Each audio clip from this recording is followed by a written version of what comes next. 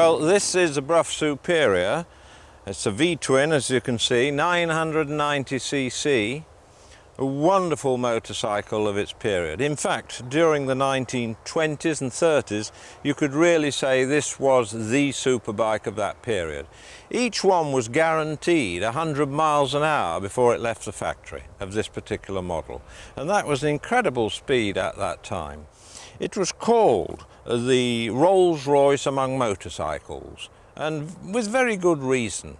Although George Brough, the maker of these, assembled a lot of parts, the engine from Matchless and the gearbox from Norton and so on, he did specify pretty exactly what he required, and it was always to a very high quality.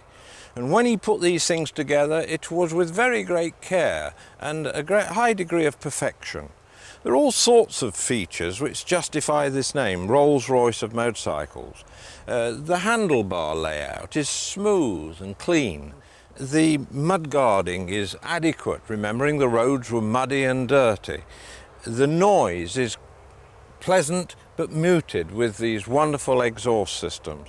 Everybody wanted one. It cost you twice the price of the average superbike. Today, it's worth at least 4 times the price of any superbike you could buy.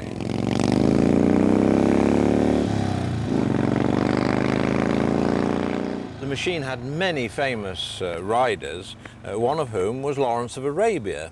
And he had a large number of these and used to ride vast distances, it is said, on them, and would take off in the evening and come back the following morning, having covered some hundreds of miles.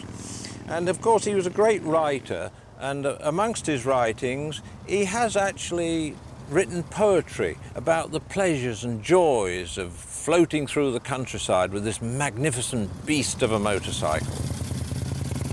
Not everybody would call this a pretty bike, but certainly handsome it is, distinctive.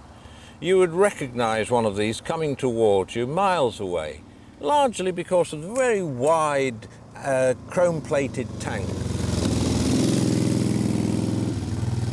Well, I have to say what a wonderful motorcycle this is. I have thoroughly enjoyed riding it. When you look at it from the outside, it seems a bit long and big, but once you're on it, it really comes through as something special. It is magnificent. It has a quality about it. The moment you get on it, you realize that this is something of special distinction. Its engine is just gorgeous. I mean, it isn't noisy, but you pull away and it has this lovely throaty exhaust noise, not objectionably loud, but so pleasant. Everything about the bike is wonderful. It handles.